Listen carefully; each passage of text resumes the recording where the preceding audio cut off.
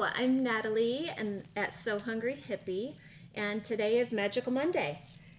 Today I'm going to have Michelle Graham joining me for a live sew, and we're going to make these cute dinner napkins. They're completely reversible, ultra easy. You probably don't even need a tutorial for this, but it's fun to just watch on YouTube or Facebook or wherever and sew with us, because then it's done, okay? Now I would make 6 because a lot of times we have families of 4 and a couple people over for a dinner party or grandparents or whatever. But the beauty about this is they can all be different. They don't all have to be matching. And they're wash and dry friendly. There are a couple of tips that I'm going to share with you that make it even easier. So just stay tuned and let's welcome Michelle. Yay! Hi, Michelle. Hi. All right, so we're going to be making these napkins, reversible. And to start out, we want you to cut out 2 squares.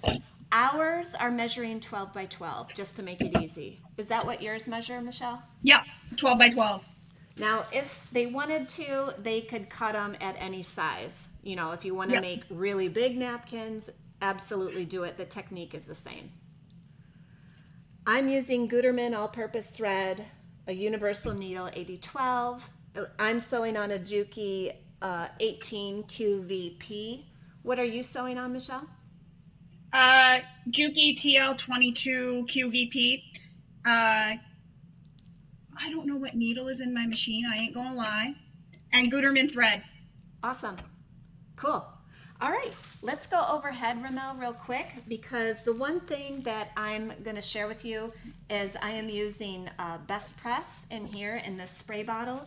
And one thing about sewing quilting cotton is if you can starch it when you're quilting, it makes it very much more user-friendly, in my opinion. This is not a do or die thing by any means. It's just a tip that I've picked up over the years, and it does make it much easier. It makes the fabric a little stiffer while we're sewing. So I'm just going to spray both pieces of fabric real quick and iron them. My iron is on full heat. I don't have steam on. The steam that you're seeing is just the starch in here. And this is the Ironmatic mat. These are shipping today to us, so if you pre-ordered, we'll be shipping them out this week. Okay, and then we're going to place these right sides together. I'm going to move my mat. And what I do, and Michelle can pipe in here too, I just make a marking, like an opening. You can use pins, you can use clips, or nothing at all. And I sew from here all the way around, pivoting at all the corners and stopping here. And then this opening is where I turn it right sides out. Let's go back to our shared view, Ramel. And I'm going to be going to the machine.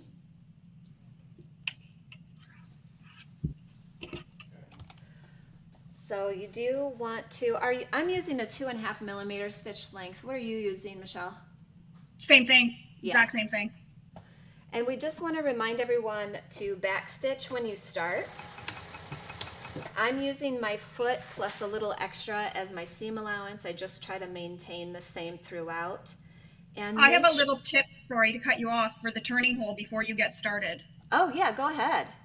So I start sewing where my seam allowance will be. So where we made those marks for the opening, I start at that mark. Yep. I go forward and then I backstitch. Then when I get right back to that mark, I pivot my fabric and I sew up off the edge of the fabric, back down to where my first row of stitching was, if that makes sense. And then I continue on. And that helps it fold under? Yeah, it folds under a lot nicer. Yeah, great tip. I'm going to do that. So this is where I'm starting.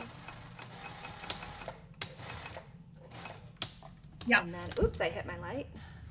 All right, let's sew around the edges here.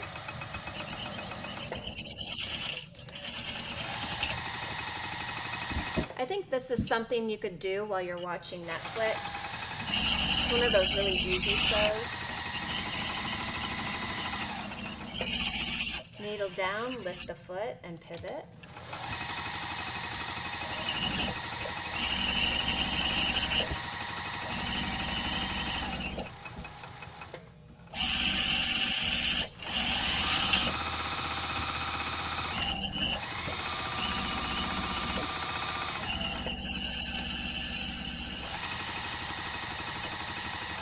So here I'm coming to my opening.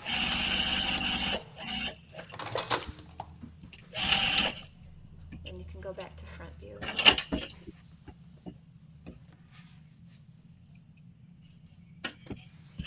All right, and then I like to trim away if I have a darker fabric underneath. I just trim any excess away.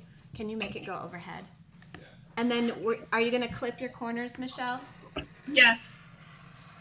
Clipping the corners helps those babies pop out nice and sharp.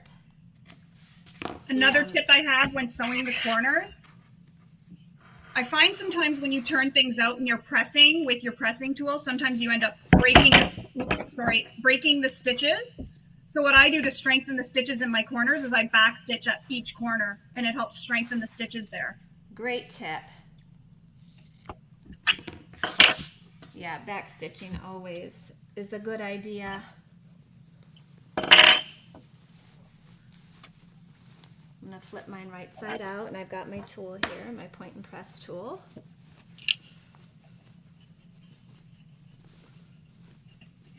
I think it's fun having two different fabrics as well, because it just adds some interest and some decorating options.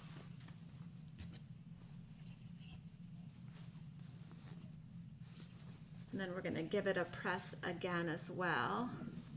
But yeah, really pop those corners out so they look really nice. And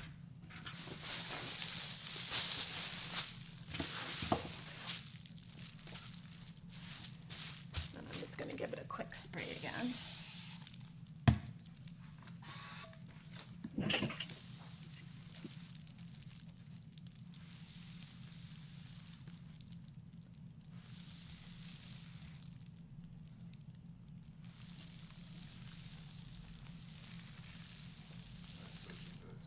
All right, and here's my opening. So with Michelle's tip, yeah, she's right, that does turn in really nicely there. Remember, we're not demanding perfection when we sew. We want sewing to be fun. That is the whole point of making things, is fun. So don't put the perfection expectation on yourself.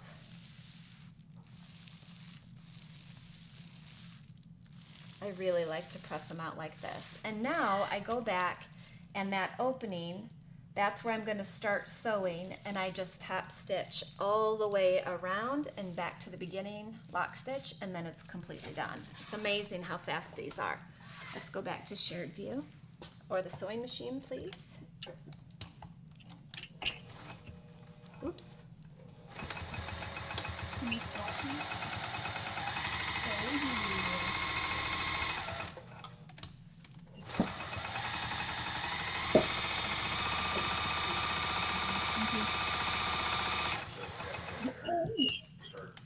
Coffee before sewing. Oh yeah, of course you do.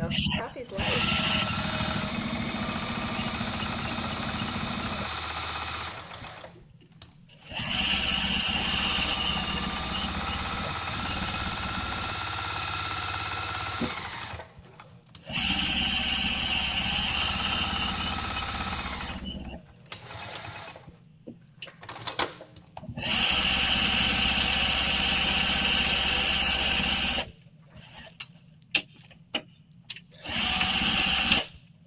Go to front camera. That's what I'm saying.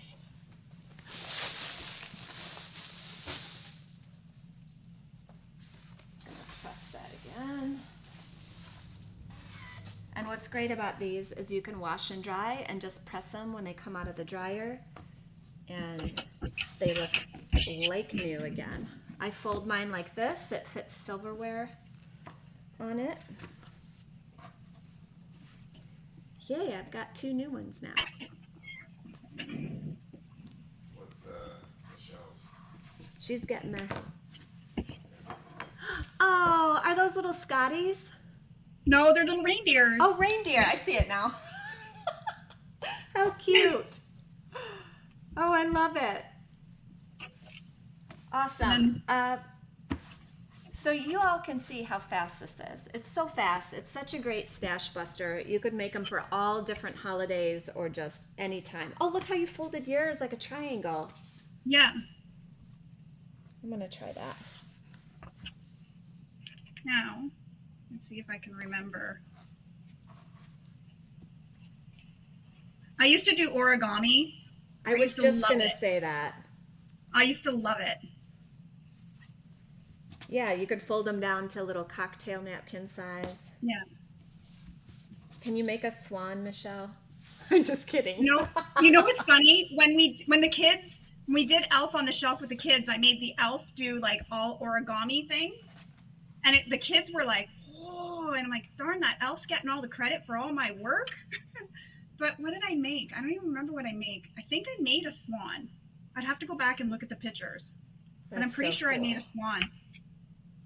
I love it.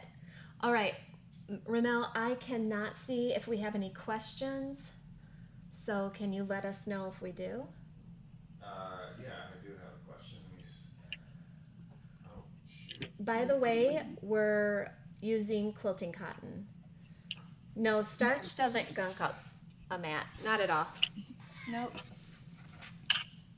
Or the iron too. Doesn't gunk up your iron either. No, yeah, I don't have any problems at all. Nothing. Anything else? Nothing that I can see yet. Are you on YouTube? I'm on both. Oh, okay. All right. Well, it is a pretty simple tutorial, but sometimes it just takes seeing it really quickly to remember, oh yeah, I know how to do that. There Or were some late starters. I can put in some questions here. okay. Yeah, any questions? I missed the first part. What is the size? We cut ours to 12 by 12, and so they finish out around 11 and a half by 11 and a half. And that's so you can get 3 solid cuts for a yard. You could cut 12 and a half, but you're gonna limit on quilting cotton what you can cut out then. What's next? Anything else? Did you say what starch you used? Well, this one I think is best press, and I also use not soak, but what's the other one they make, Michelle? It's I don't know. I have it. Is it flatter? No, not flatter. Yes, Flatter. Flatter. Flatter. Yeah.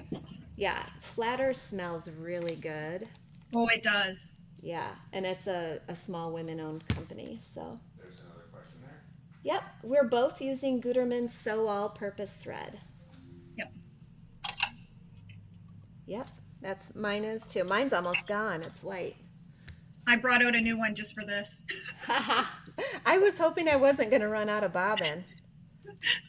Yeah, typical. Do we have any more questions? Oh, I get it now. Also, if you're looking, if you don't have a lot of scraps and you want a scrap, we still have the 2-pound snarky bags and the quilty boxes relisted. Guterman. Yeah, mine is Guterman. We're both using Guterman. It's what I sell at SoHungryHippie.com. It's the only kind of thread I will sell. No. Another thing, I didn't wash my fabrics, and I purposely don't wash them before I make them because I like that scrunchy sort of feeling and look they get after you wash them, like after they're made. I don't know. I'm strange that way. Even like with quilts, I don't wash the fabrics before. That's a great tip because I didn't wash mine either. Like, you don't have to do that. This isn't garment sewing. We're not worried about fit. It'll be fine. Yeah, just sew away. And there's the question. I was a mind reader. Yep. Yeah, we do not pre-wash, but you can if you want to. That sometimes is a personal preference thing. Anything else? No? Okay. Well, that's great. Michelle, do you have any news for the week or any updates you want to? I don't think I do. I know Go that make lots of napkins and post them in the group now. yeah, that would be great. Post your napkins in the makers group on Facebook, and I'll be sharing. So that keeps everyone inspired, and even like, please don't be afraid to post your projects if they're not perfect, because none of anything I make is perfect. None of it. Nothing is perfect, and it's okay. It's still pretty. Yeah. It still works, and people still will buy it. So don't Need be a afraid stitch? of that. See how I skipped a stitch? Doesn't matter. Don't No. care. Nope. I don't know what's, I don't Don't see it. care. Yeah. Yeah, I mean, a sewist would have to point that out to somebody for lay people to notice anything like that. So don't worry about that. We like all of the makes because every time you guys post in the group, it is inspiring 1, 5, 10, 20 people behind the scenes. And a lot of times, somebody told me once, like 90% of people on social media are lurkers. So they don't participate, they don't comment, they don't like. And that's wild. So just remember that for every 10 likes you're getting on your post, it could be 50 people that were inspired by you. So don't put too much weight or value in likes or comments, okay? We love your work. Please be posting. Well, that was super short, Michelle. I know. I cut out 12. I cut out 8. Holy cow! That's so awesome. Yeah. That's I awesome. figured it'll be a good gift. These are good for gifts because they're so fast. You can just throw it in. You can even use this for a face cloth even if you wanted. Like, Yep. so many different options. Put some terry cloth on the back side of it. And you got a really cute face cloth for kids, That's adults, a whatever. great idea. Or microfiber, those makeup microfiber cloths. I use those two things. And I think, don't you think you could bundle a package of 4 or 6 or 10 and sell them in a craft show? That's what I was just going to say. Anybody, because craft shows are like running rampant right now. These would be a really good seller. And you use your scraps up, right? So just make a whole bunch of them. Done. I'd roll up a pack of 4, tie it with a ribbon with a little price tag. There you go. Exactly.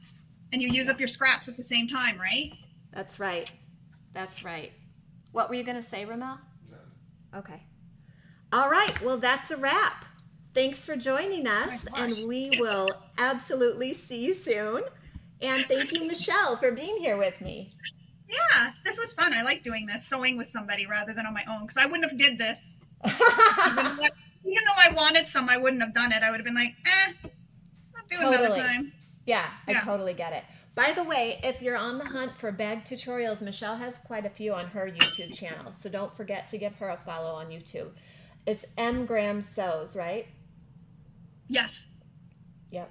So there you go. And the hack for the Betty Bow bag is on my YouTube, isn't it? I hope it is. Wait, I might be a liar. Don't quote me. She's got some hacks for So Hungry Hippie patterns on there. So yeah, it's worth a browse through, and lots of other designer tutorials on there as well. So The Santorini, that's one of the big ones. Like if you remember at the quilt festival, everybody who saw my Santorini, just because you take the base of the bag and you can make it into something totally different just by adding some hardware, or the zipper, the way I have the zipper vertical instead of, the normal horizontal. So it changes the look of a bag. Yeah, it's amazing how much things can change by just tweaking little things. Exactly. Yeah. Awesome. Okay, you guys take care of you. We'll see you Wednesday night for matchups, and peace, love, sewing. Bye, everyone.